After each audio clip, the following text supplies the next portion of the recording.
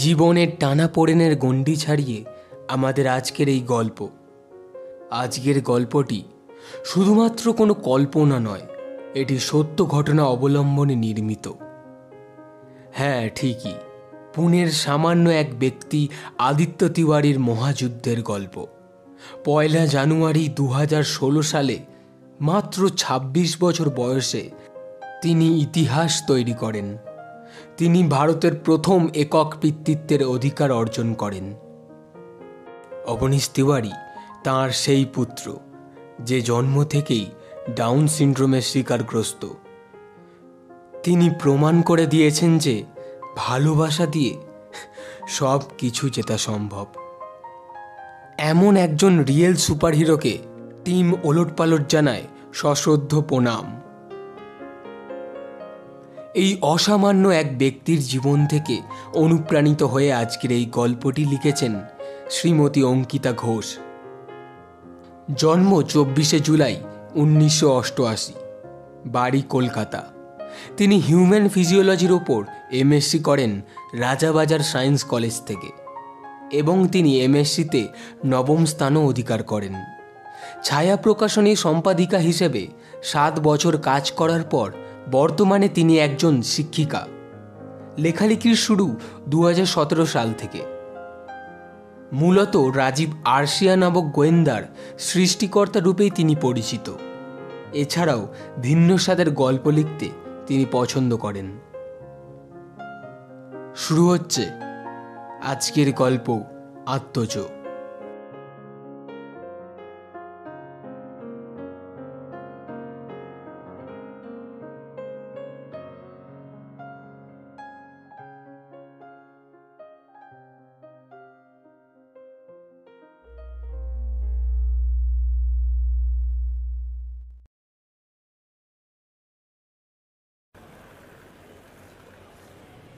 নার্সিংহোমের করিডোরে বসে আছে সমৃদ্ধ। চেয়ারে গা এলিয়ে দিয়ে মাথায় হাত দিয়ে বসল। প্রায় 1.5 ঘন্টা হয়ে গেল অপারেশন চলছে ঋদ্ধির। ঋদ্ধি সমৃদ্ধর 7 বছরের পুত্র সন্তান।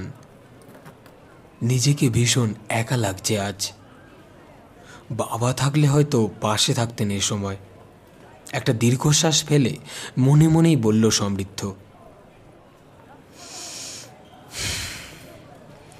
তাড়াতাড়ি ফিরে আয় ঋদ্ধি। জানিস তো বাবাই কতটা একা তোকে ছাড়া। চশমার কাঁচটা ঝাপসা হয়ে গেল নিমেষে। ঘুমের আবেশে চোখ দুটো বুজে এলো সমৃদ্ধর। মুহূর্তের মধ্যেই কানে ভেসে এলো একটা অস্ফুট আধো আধো ডাক, বাবা। চমকে উঠল সমৃদ্ধ। চোখ বুজেই ডাক দিল, এই তো বাবা, এই তো আমি। তন্দ্রাচ্ছন্ন ভাবটা কাটতেই বুঝতে পারল এটা স্বপ্ন ছিল। স্বপ্ন। বিগত কয়েক বছর ধরে সমৃদ্ধ তো স্বপ্নেই বেঁচে আছে। কখনো অসম্ভব সুন্দর কিছু স্বপ্ন, আর কখনো দুঃস্বপ্ন। পুরনো কথাগুলো আজ বারবার মনে পড়ছে। মনে পড়ছে সেই দিনের কথা, যেদিন ঋদ্ধি প্রথম আসে ওর জীবনে। আজ বারবার মনে হচ্ছে যদি কেউ পাশে থাকতো, কষ্টটা না পারুক, স্মৃতিটুকুর ভাগিদার হতো, তাহলে হয়তো একটু হালকা হতে পারত সমৃদ্ধ। হঠাৎই কাঁধে একটা হালকা হাতের স্পর্শ অনুভব করে চোখ তুলে তাকালো সমৃদ্ধ। ঐশী পাশে এসে বসল। ঐশী সেনগুপ্ত আবহমান নামক এক সংবাদপত্রের রিপোর্টার। ছোট চুল, জিন্স আর ক্রপ টপ পরা অগোছালো চেহারার ঐশী ঋদ্ধির সব দুষ্টুমির ভাগিদারও। সমৃদ্ধর হদিশও পায় হঠাৎই। ঋদ্ধিই ছিল সেই আলাপের সূত্র। সেই থেকেই ও সমৃদ্ধের পিছনে পড়ে আছে একটা ইন্টারভিউয়ের জন্য। কিন্তু সমৃদ্ধ ওর ব্যস্ত কর্মজীবনের পরে আর সময় করে উঠতে পারে না। তবে নাছোড়বান্দা ঐশী রোজই আসতে থাকে একটু টুকরো কিছু জানার আগ্রহে। আর এই আসা যাওয়ার সূত্রেই ভাব জমে যায় ঋদ্ধির সাথে। সমৃদ্ধর সাথেও হয়ে যায় বন্ধুত্ব। ইন্টারভিউয়ের কথা মাথা থেকে বেরিয়ে যায়। সমৃদ্ধ পেশায় সফটওয়্যার ইঞ্জিনিয়ার, একটা মাল্টিন্যাশনাল কোম্পানিতে কর্মরত। তারই সাথে একজন ব্যস্ত বাবা। ঐশী এসে বসলো সমৃদ্ধর পাশে। বসেই বলল, আচ্ছা, কতক্ষণ লাগবে? সমৃদ্ধ উত্তর দিল, জানি না, ডাক্তার তো বললেন সময় লাগবে। বুঝলাম। সমৃদ্ধ বলল, এবার আজ নেবেন ইন্টারভিউটা? ঐশী অবাক হয়ে তাকালো সমৃদ্ধর দিকে। আজ পারবেন? আমি তো ভুলেই গেছিলাম। সমৃদ্ধ একটা দীর্ঘশ্বাস ফেলে বলল, পারবো। আজ খুব মনে পড়ছে পুরানো কথাগুলো। ইন্টারভিউ নাই হোক, বলবো আমি আজ কথাগুলো। ঐশী মনে মনে ভাবল, আজ সেই সপ্রতিভ সদা হাস্যময় সমৃদ্ধকে ভীষণ রকমের ক্লান্ত, বিধ্বস্ত দেখাচ্ছে। আসলে ওর জীবন কাটিছে এখন অপারেশন টেবিলে মৃত্যুর সাথে পাঞ্জা লড়ছে। তাই যুদ্ধের পরাজয়ের সম্মুখে দাঁড়িয়ে থাকা সৈনিকের মতো ক্লান্ত, শ্রান্ত মনে হচ্ছে ওকে। পুরনো স্মৃতিচারণ হয়তো প্রাণশক্তি সঞ্চার করবে ওর মধ্যে। ঐশী ব্যাগে দেখল রেকর্ডারটা আছে। ফোনেরও রেকর্ডারটা অন করলো ঐশী। সেদিন ছিল আমার বাবার জন্মদিন। প্রতি বছরের মতো সেবারে ঘুম থেকে উঠে মনে পড়ল বাবার কথা। ওই বছরটা আর সব বছর থেকে অনেক আলাদা ছিল, কারণ ওই বছরে বাবা ছিলেন না। কারণ বাবা ওই বছরের কয়েকটা মাস আগেই আমাদের ছেড়ে এই পৃথিবী ছেড়ে চলে গেছেন। কিন্তু তার আদর্শগুলো আজও মনে রয়ে গেছে আমার। বাবা প্রতি বছর এই দিনটা একটা অনাথ আশ্রমে বাচ্চাদের সাথে কাটাতেন। আমিও বরাবর বাবার সাথেই যেতাম। তাই ঠিক করলাম প্রতিবারের মতো এবারেও যাব। কিন্তু একাই যেতে হবে এবার, কারণ বাবা চলে যাওয়ার পর মা তেমন আর কোথাও যেতেন না। তাই আমি একাই গেলাম। টাকির এক অনাথ আশ্রম। প্রতিবারের মতো সেবারও ট্রেনে চেপে বসলাম। জানেন ঐশী, বাবা বরাবর ট্রেনে চড়তে ভালোবাসতেন, আর বাবার সাথে আমিও। এইটুকু বলার পর ফোনটা বেজে উঠল সমৃদ্ধর। কথোপকথনের ধরন দেখে ঐশী বুঝতে পারল ফোনটা সমৃদ্ধর মা করেছেন ঋদ্ধির খবর নিতে। সমৃদ্ধ ওটির দিকে গেল। ডাক্তারের সাথে কথা বলে ফোনে কথা বলল পায়চারি করতে করতে। তারপর আবার ফিরে এলো ঐশীর দিকে। ঐশী বলল, কি হলো? কিছু খবর পেলেন? অপারেশন চলছে, এখনই কিছু বলা যাবে না। চিন্তা করবেন না, হি উইল বি ফাইন। সমৃদ্ধ একটু জল খেয়ে একবার ওটির দিকে আর একবার ঘড়ির দিকে তাকালো। তারপর বলল, ঠিক তোকে হতেই হবে। বলবেন? তারপর ট্রেনে চেপে পৌঁছে গেলাম সেখানে। টাকির নদীর ধার ঘেঁষে অনেক গেস্ট হাউস। সেই রাস্তা রিক্সা করে গিয়ে পৌঁছালাম সেই অনাথ আশ্রমে, যেখানে আমার আর বাবার বহু ফেলে আসা স্মৃতি জড়িয়েছিল। এই অবধি বলার পরেই ঐশী বলল, ওখানেই তো প্রথম। ঐশীকে থামিয়ে দিয়ে আবার বলতে থাকলো সমৃদ্ধ, ওখানেই। প্রতি বছর এই দিনে গোটা দিনটা ওখানে কাটাতাম। নতুন নতুন মুখ দেখতাম প্রতি বছরই, কারণ পুরানোরা নতুন মা বাবা পেয়ে যেত। এই বছরও তাই হলো। এক ঝাঁক নতুন মুখ, নতুন জামা প্যান্ট, চকলেট পেয়ে তারা কতই না খুশি। ওদের ওই সারল্য বড্ড আকর্ষণ করতো আমায়। ছোটদের খুশি করা খুবই সহজ, আসলে ওদের মনে আমাদের মতো এত জটিলতা থাকে না তো, তাই আর কি। ওই এক ঝাঁক নতুন মুখের সাথে যখন জমিয়ে গল্প বলার আসরে আমি ব্যস্ত, হঠাৎ আমার ট্রাউজারে একটা আলতো হাত পড়ল। পিছনে ফিরে তাকাতেই দেখি একটা পুরানো মুখ, একটা পুচকে, যাকে গত বছরও দেখেছি, বোধহয় তার আগের বারও। এবার চোখ দুটো ছলছল করে উঠল সমৃদ্ধর। একটা দীর্ঘশ্বাস ফেলে বলল, জানেন, ওই দিনটা আমি জীবনে কখনো ভুলবো না, কারণ ও আর 5টা সাধারণ বাচ্চার মতো ছিল না। নিষ্পাপ চোখ দুটো যেন কিছু বলতে চাইছে। আমি তাকাতে আবার আলতো টান দিল আমার ট্রাউজারে। আমি একটু নিচু হলাম, দেখি ওর সারা হাতে মুখে রং মাখা। ওর ছোট্ট হাতটা আলতোভাবে বোলালো আমার মুখে, তারপর ওই হাত দিয়েই আমার হাতটা ধরল।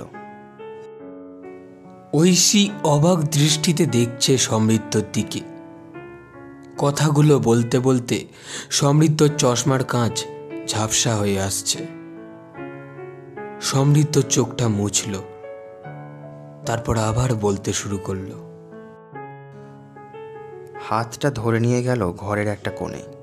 সেখানে দেখি কতগুলো কাগজ আর রং পেন্সিল ছড়ানো। সমৃদ্ধর বলা কথাগুলো রেকর্ডারে রেকর্ড হতে থাকলো। আর ঐশীর যেন চোখের সামনে ভেসে উঠল প্রথম দিন, ঋদ্ধির সাথে আলাপের দিন। বেশি আগে নয়, এই তো কয়েক বছর আগের কথা। তখন নতুন চাকরি ঐশীর। রিপোর্টার জীবন খুবই যে সুখকর নয়, তা চাকরির শুরুতেই বুঝতে পারে সে। প্রথম দিনেই চিফ এডিটর জানান, নিউজ পেপারের সেই খবরগুলি প্রাধান্য পায় যে খবরে মশলা থাকে, না থাকলে মশলা তোমরা মেশাও।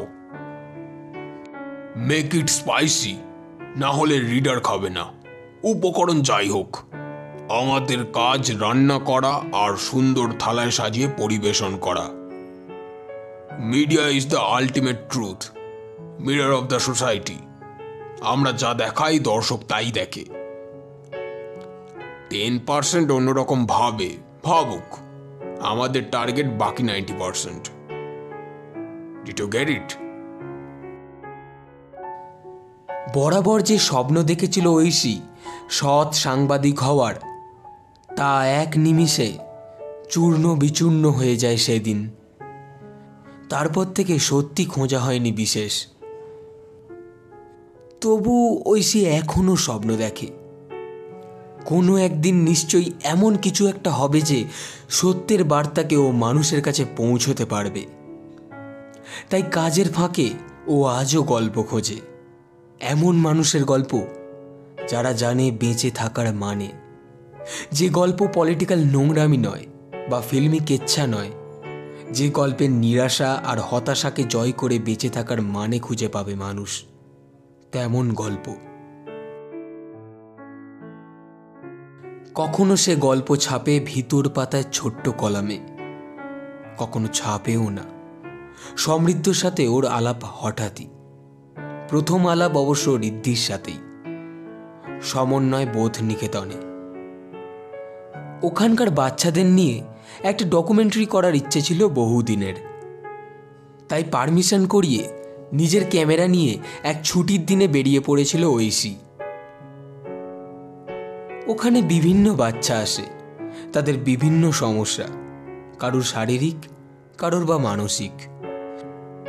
ছোট্ট ছোট্ট মানুষগুলো বিনা দোষেও যেন অপরাধী। শিশুরা সব সময় সরল, কিন্তু এমন শিশুরা যাদের নিজেদের কথা, নিজেদের মনের ভাব প্রকাশ করতে অনেক কষ্ট হয়, তাদের মধ্যে একটা আলাদা টান অনুভব করে ঐশী। একটা দুরন্ত প্রচেষ্টা থাকে ওদের মধ্যে নিজেকে বোঝাবার। সেখানে গিয়েও জানতে পারে বহু মানুষের গল্প, জানতে পারে রিপন, পাপাই, অনিশার গল্প। জানতে পারে রিপনের এই শারীরিক অক্ষমতার জন্য ওর বাবা ওর মাকে দায়ী করে। সম্পর্কের পরিণতি দাঁড়ায় ডিভোর্সে। সেই থেকে রিপন শুধু তার মায়ের সন্তান। জানতে পারে পাপাইয়ের নিজের মা নাকি তাকে সহ্য করতে পারে না, কারণ তার দাদা যে সম্পূর্ণ সুস্থ। সে তাই ওখানেই থাকে। তার বাবা মাঝে মাঝে তাকে দেখতে আসে, ছুটিতে বাড়ি নিয়ে যায়, ব্যাস ওইটুকুই। আলাপ হয়েছিল অনিশার মায়ের সাথে। Anisha premature child. ওর খাদ্যনালীর গঠন ঠিক মতো হয়নি। লালগোলা থেকে প্রতিদিন কলকাতা যাতায়াত করেন ওর মা। কারণ এখনও আমাদের দেশের প্রত্যন্ত জায়গায় এই ধরনের স্কুল অনুপস্থিত। কোনো উপযুক্ত প্রশিক্ষণের ব্যবস্থাও নেই। আবার নিজের সন্তানকে কাজ ছাড়াও করতে পারেন না তিনি। ঐশী মনে মনে ভাবে, কত মানুষের কত যুদ্ধ, আর আমরা পেপারে কি ছাপাই? প্রেমে প্রত্যাখ্যাত হয়ে প্রেমিক বা প্রেমিকার আত্মহত্যার গল্প, কিংবা কোন নেতা কার সাথে পরকীয়া করছেন, কিংবা কোন নায়িকা কোন খেলোয়াড়কে বিয়ে করছেন। মাঝে মাঝে লজ্জা হয় এগুলোকে দেখে। ঐশী ওদের সাথে অদ্ভুতভাবে মিশে যায় সেদিন। খেয়াল করে ওর ক্যামেরা ছাড়াও কারো ক্যানভাসে ওর ছবি ফুটে ওঠে। ঐশী ঘুরে তাকাতেই শুনতে পায় বছর 5 এক খুদের প্রথম কথা, দি দি। বাকিটা ইশারায় বোঝায় ওর সঙ্গে যাওয়ার জন্য। তারপরের ছবিটা স্থির ছবি হয়ে গেঁথে যায় ঐশীর মনে। ক্যানভাসে অনেক রঙের ছটায় ছোট ছোট কয়েকটা বাচ্চার সাথে খেলছে একটা মেয়ে। ঐশী দেখে খুশিতে লাফিয়ে বলে, এমা, এটা তো আমি। ছবিটা এতটা প্রাণবন্ত, জীবন্ত, যেন একটু আগের পুচকিগুলোর হাসির শব্দ ঐশী ওই ছবি থেকেই শুনতে পাচ্ছে। ছবিটা দেখেই ঐশী তার গাল টিপে বলে, ওরে বাবা, এত সুন্দর ছবি, কি আঁকলো এটা? বাচ্চাটার মুখে এক অনাবিল হাসি খেলে যায়। ঘাড় কাত করে বলল, আমি। তুমি এত সুন্দর আঁকো, আমায় শিখিয়ে দেবে? দেবো। ওর হাততালি শুনে বাকি বাচ্চাগুলোও হাততালি দিয়ে উঠেছিল। তারপর ঐশী জিজ্ঞেস করেছিল, তোমার কি নাম গো? রি রি রিদ। ওর নাম ঋদ্ধি। সামনে দাঁড়িয়ে থাকা এক শিক্ষিকা বললেন, ও তো দারুণ আঁকতে পারে। এই ছবি নিয়ে তো এক্সিবিশনও করা যেতে পারে। They all are very talented, that's why they are very special. Oishi ওই শিক্ষিকার কাছ থেকেই ঋদ্ধির সম্পর্কে জানতে পারে, আর জানতে পারে আর এক অনন্য সাধারণ মানুষ সম্পর্কে, যে হলো ঋদ্ধির বাবা সমৃদ্ধ। তবে ঋদ্ধিকে ভালোবেসেই সমৃদ্ধকে চেনা। কিন্তু ওকে নিয়ে লেখার চিন্তা মাথায় আসে কিছু পরে। হঠাৎই সমৃদ্ধর কণ্ঠস্বরে সম্বিত ফিরে পায় ঐশী। সমৃদ্ধ বলে, রেকর্ডারটা বোধহয় বন্ধ হয়ে গেছে, শুনছেন? ঐশী খেয়ালই করেনি। সে তাকিয়ে বলল, আই এম সরি, আমি আসলে একটু অন্যমনস্ক হয়ে গিয়েছিলাম। No no, it's okay. Oishi বলল, আর মিসেস মুখার্জি? ঋদ্ধির এই ক্রাইসিসটা তো হঠাৎ করে এলো না। সার্জারিটা হওয়ার কথা ছিল, কিন্তু সেটা যে এত তাড়াতাড়ি হবে জানতাম না। ও একটা কনফারেন্সে কানাডা গেছে, খবরটা শুনেই ও ব্যাক করেছে, এই এসেই যাবে। রেকর্ডারটা সেট করে ঐশী বলল, বলতে পারেন আপনি। ওই দিনই প্রথম দেখা, তবে আপনাকেও ছবি দেখাতেই ডেকেছিল? সমৃদ্ধ হালকা হেসে বলে, হ্যাঁ হ্যাঁ হ্যাঁ, মনে পড়েছে। আপনার ছবিই তো এঁকেছিল সেদিন, আমাকে পরে অবশ্য দেখিয়েছিল। তখন তো ভালো মতো কথা বলতে পারতো না। আর এদিকে ছবি আঁকায়ও বরাবরই খুব ভালো, আরও ছোট থেকে। হ্যাঁ, ওই দিনই আমি ভাবতেই পারিনি ওটা ওর আঁকা, কিন্তু ও যখন একগাল অনাবিল হাসি দিয়ে বোঝালো ওটা ওর আঁকা, আমি তখন বুঝতে পারলাম। আমিও সেদিন গিয়ে দেখি ঘরের এক কোণে রং পেন্সিল আর আর্ট পেপার ছড়ানো আছে। জানেন জানেন ওর বয়স তখন ওই কত হবে, 2.5 বছরের মতো। ঐশী বলল, ওর ওই আঁকাটা কিন্তু গড গিফটেড। আপনি দেখবেন ও একদিন নিশ্চয়ই খুব শাইন করবে। ওটির দিকে আবার এক ঝলক দেখে সমৃদ্ধ বলল, প্রার্থনা করবেন যেন তাই হয়। হবে বই কি, ওর বাবার যুদ্ধ ও বিফলে যেতে দিতেই পারে না। ওকে যিনি দেখাশোনা করতেন সেদিন ওনাকে বললাম, ওকে কেউ নিচ্ছে না কেন? ভদ্রমহিলা একটু বিরক্ত হয়ে উত্তর দিলেন, ওকে কে নেবে? আপনি দেখে ওকে বুঝতে পারছেন না? সেই দিনই জানলাম ওর অসুস্থতার কারণে ওর বাবা মা, মানে ওর বায়োলজিক্যাল প্যারেন্টস, ওকে হাসপাতালে ফেলে যান। আর একই কারণে ওকে আর কেউ নিতে চায় না। ঐশী বলল এবার, আমাদের সোসাইটিতে এখনকার ফার্স্ট লাইফে সেটাই তো স্বাভাবিক সমৃদ্ধ বাবু। আপনি এতটা মনের জোর কোথায় পেলেন? আপনি বললেন না ও গড গিফটেড, হয়তো ওই শক্তি ওর থেকেই পেলাম। ওই মহিলার কাছে ওই কথা শুনে ওর পাশে গিয়ে বসলাম। ও তখন এক মনে কাগজে কি একটা আঁকিবুকি কাটছে, আর মুখ দিয়ে কোনো একটা অস্ফুট স্বর বার করছে। আমি গিয়ে পাশে বসতে একগাল অনাবিল হাসি নিয়ে তাকিয়েছিল আমার মুখের দিকে। মুখ দিয়ে লালা ঝরে পড়ছিল জামায়। মুছিয়ে দিয়ে মাথায় হাত বোলালাম। তারপর সারাদিন ওর সাথে কাটিয়ে বিকেলে বাড়ি ফেরার সময় ওকে যখন বলতে গেলাম, সে কি রাগ, খালি চিৎকার করে বলতে লাগলো, না না না। সেদিন ওকে ছেড়ে আসতে ভীষণ কষ্ট হয়েছিল। আর কিছু বলেনি? ওর রাগ কমেছিল? বলেনি আবার, কি রাগ ছেলের। আসলে ও তো একটু অন্যরকম, আর 5টা বাচ্চার মতো নয়, তাই ওর মনের ভাব প্রকাশের ভঙ্গিটাও একটু অন্যরকম। ও খুব জেদি। শুনেছিলাম সেদিন সারা রাতও কেঁদেছিল। আচ্ছা, ওর অ্যাকচুয়াল প্রবলেমটা কি? মানে আমি জানি, তাও লেখার সুবিধার জন্য যদি একটু ডিটেলিং পাই আর কি। ওই দিনই জানতে পারি ও ডাউন সিনড্রোমের পেশেন্ট। তাছাড়া ওর হার্টে একটা হোল আছে, ওটারই অপারেশন আজ। ওখানকার একটা স্টাফ আমায় বলেন, এমন অসুস্থ বাচ্চাকে কে নেবে বলুন? শুনে খুব অবাক লেগেছিল। যে বাচ্চা অসুস্থ, যে সন্তান নিজের কাজ নিজে করতে পারে না, তারই তো বেশি প্রয়োজন মা বাবার। কথাটা যখন ওনাকে বললাম, উনি বললেন আমায়, আজকালকার দিনে কেই বা ঝামেলা নিতে চাই দাদা বলুন তো? কথাটা শুনে রিদ্ধির দিকে তাকালাম। ওই নিষ্পাপ শিশুটাও কারোর কাছে ঝামেলা হতে পারে? সারা রাস্তা ভাবতে ভাবতে এলাম। ওর মুখটা আমার চোখের সামনে ভাসতে লাগলো। শেষে মাকে বললাম ওর কথা, জানালাম নিজের ইচ্ছেটা। সমৃদ্ধকে থামিয়ে দিয়ে ঐশী বলল,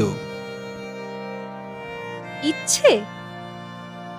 হ্যাঁ, ওকে যখন কেউই নেয় না, তাহলে বরং আমি আনি ওকে। কিন্তু আপনি তো অবিবাহিত তখন, আর আপনার মা, তিনি রাজি হলেন?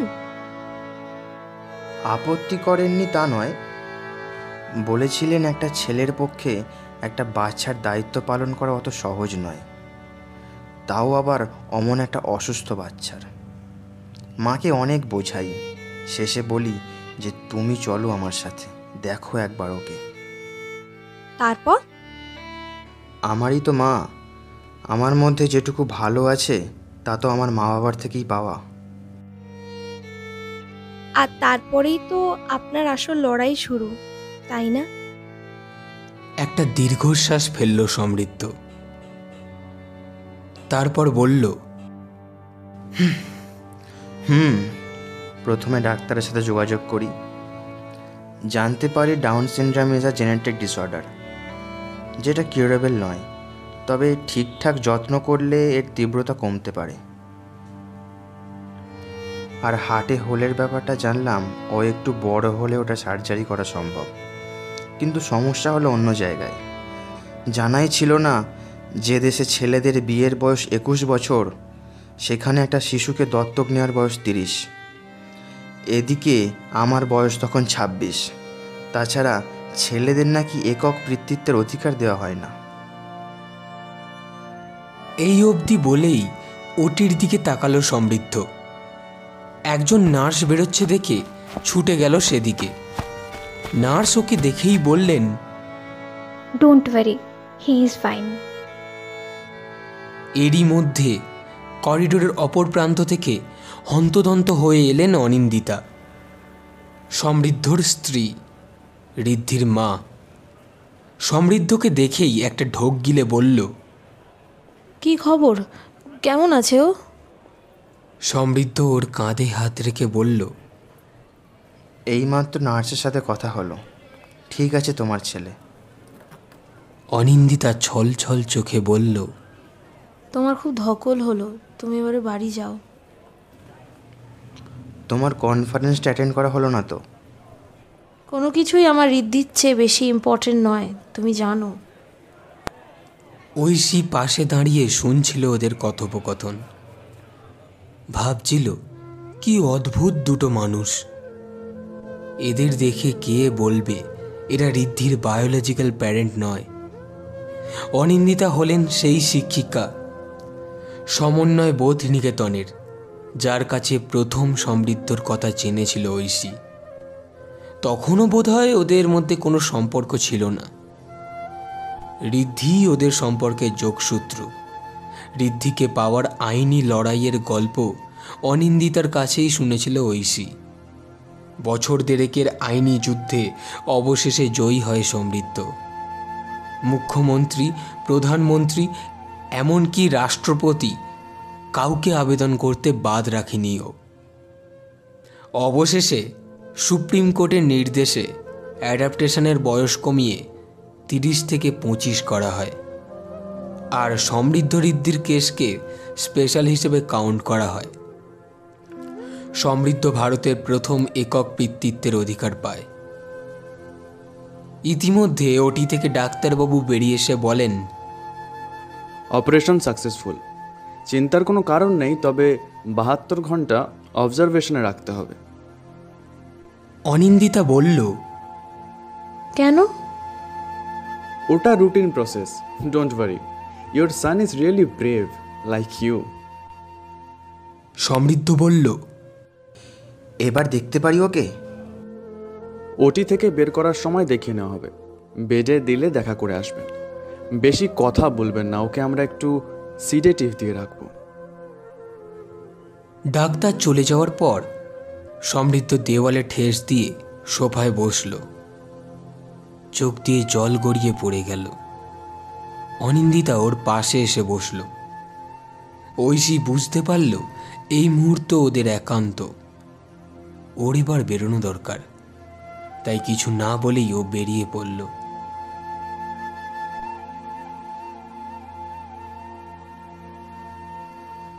নার্সিংহোম থেকে বেরিয়ে যাওয়ার উদ্দেশ্যে অটোয় উঠল ঐশী। মনে মনে ভাবল যে ও শুধু এতদিন কেরিয়ারের পিছনেই ছুটল, এমন একটা গল্প চোখের সামনে লেখাই হলো না। এতদিন পর সময় হলো, মনে হলো, অথচ এখনও কি ছাপানো হবে এই গল্প পেপারে? না, তবুও ও লিখবে, নিজের জন্য হলেও লিখবে। এমন সময় অটোতে একটা গান বেজে উঠল।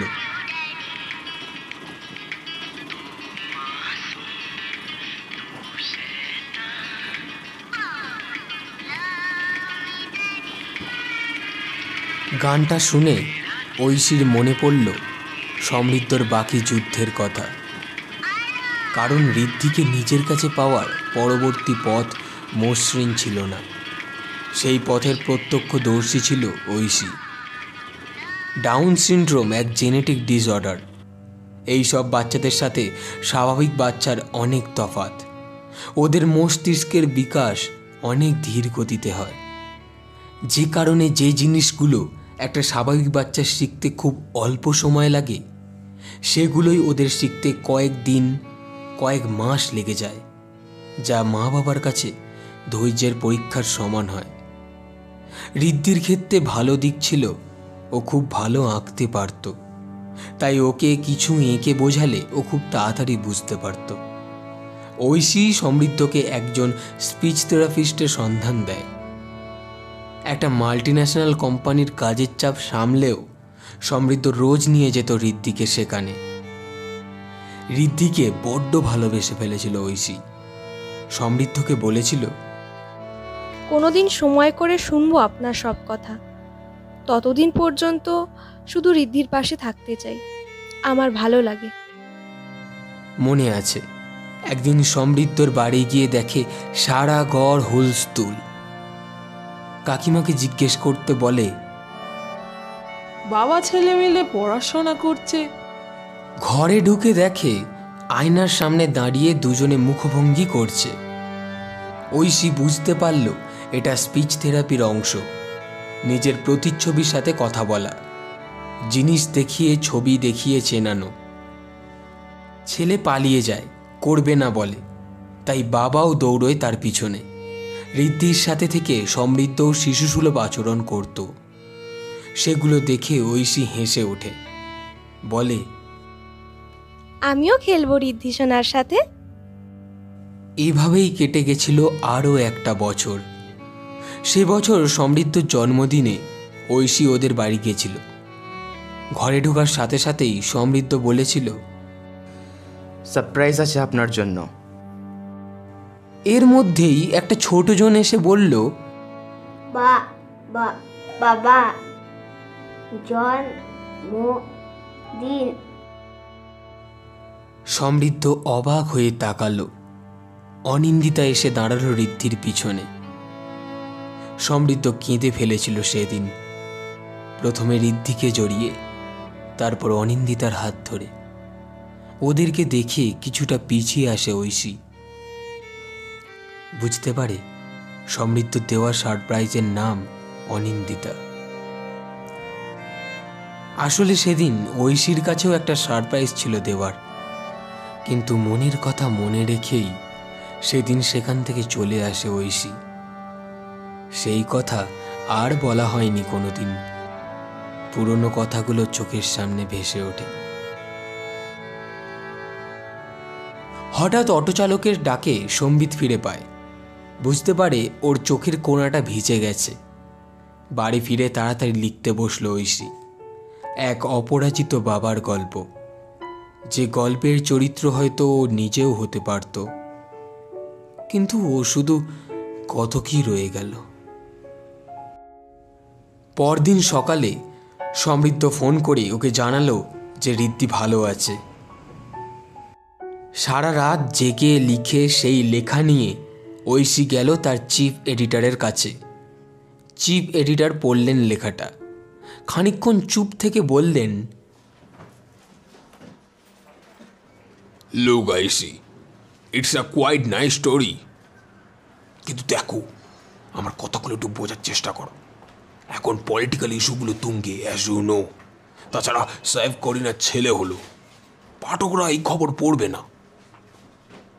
আর তাছাড়া তো এটা পুরনো নিউজ, তাই না? ফ্রন্ট পেজে দেবো কেন?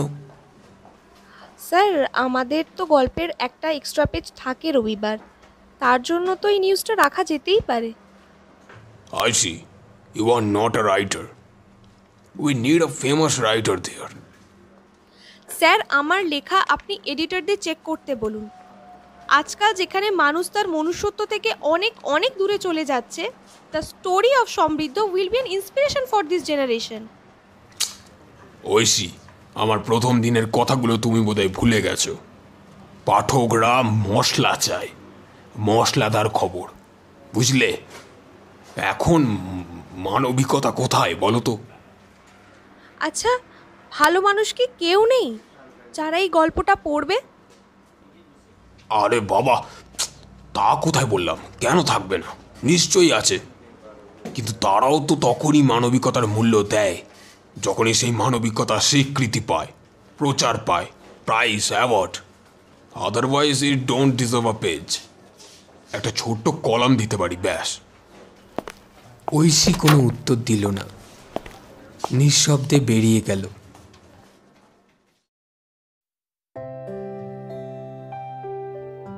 পরদিন বিকেলে ঐশী ঋদ্ধিকে দেখতে গেল নার্সিংহোমে।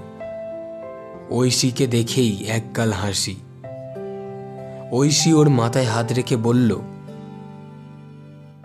তাহলে কেমন আছে আমার চ্যাম্পিয়ন? করুণ মুখে তাকিয়ে স্যালাইনটা খোলার জন্য টানতে যায় ঋদ্ধি। ঐশী সাথে সাথেই বলে, এমা, এ তো একটু ব্যথা, মশার কামড়ের মতো। আমার রিদ্ধি এটাও সহ্য করতে পারছে না। I thought Riddhi is very strong, like Baahubali. Baahubali ঋদ্ধির খুব প্রিয় সিনেমা। ব্যথা ভুলে খিলখিল করে হেসে ওঠে পুচকেটা। ওর মাথায় হাত বোলায় ঐশী। 20 বছর পর সকালবেলা নিউজ পেপারটা খুলল সমৃদ্ধ। ফ্রন্ট পেজটা দেখেই উত্তেজিতভাবে ডাকলো, অনি, এই অনি, একবার দেখে যাও, তাড়াতাড়ি এসো, এসে দেখে যাও একবার খবরটা। খবরের কাগজের ফ্রন্ট পেজ জুড়ে ঋদ্ধির ছবি। ওই বছর ভারতের হয়ে আর্ট অ্যান্ড পেন্টিংয়ের সবচেয়ে বড় সম্মান নিতে ইউনাইটেড স্টেটসের মাটিতে পা রেখেছে ঋদ্ধি মুখার্জি। অ্যাওয়ার্ড হাতে ওর ঝলমলে ছবি বেরিয়েছে পেপারে, আর সাথে বেরিয়েছে তার জীবনের গল্প। অপরাজেয় বাবার এক অনন্য সাধারণ সন্তান আজ নিজের জায়গা করে নিয়েছে নিজের গুণে খবরের কাগজের প্রথম পাতায়। আর সেই খবরের নিচে লেখা রয়েছে রিপোর্টারের নাম, ঐশী সেনগুপ্ত। নিউজ পেপারের অফিসে নিজের কেবিনে খবরের কাগজটাকে বুকে জড়িয়ে চেয়ারে গা এলিয়ে দিয়েছে ঐশী। একটা দীর্ঘশ্বাস ফেলে মনে মনেই বলল, তুমি এইভাবেই এগিয়ে যাও বাবা, কাউকে যেন তোমায় জায়গা করে না দিতে হয়। তুমি নিজেই নিজের জায়গা করে নাও। তাই তো তোমার বাবা তোমার একেবারে যথার্থ নামকরণ করেছেন। তোমাকে পেয়ে আজ শুধু তোমার মা বাবা নয়, গোটা দেশ বিদ্ধ, গর্বিত। You are truly my champ.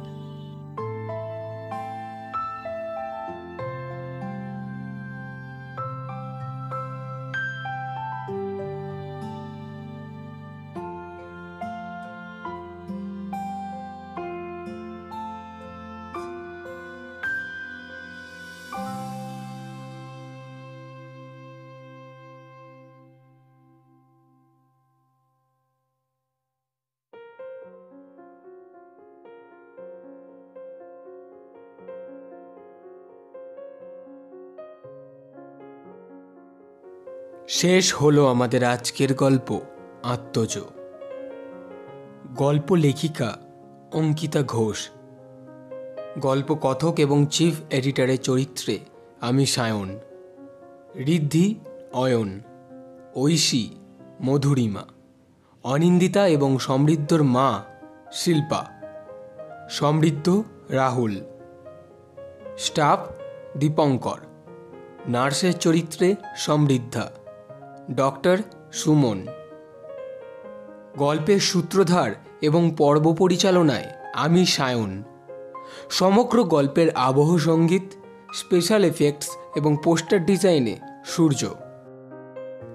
আমরা অশেষ ধন্যবাদ জানাই গল্প লেখিকা শ্রীমতী অঙ্কিতা ঘোষকে গল্পটি অডিও রূপে প্রকাশের ক্ষেত্রে আমাদের বিশেষ সহযোগিতা করার জন্য। কেমন লাগলো আমাদের আজকের গল্প জানান আমাদের কমেন্ট বক্সে। আমাদের গল্প নিয়মিত শুনতে হলে চ্যানেলটিকে সাবস্ক্রাইব করতে পারেন। আবার একটি নতুন গল্প নিয়ে হাজির হব আমরা। ততক্ষণের জন্য বি সেফ, স্টে কানেক্টেড।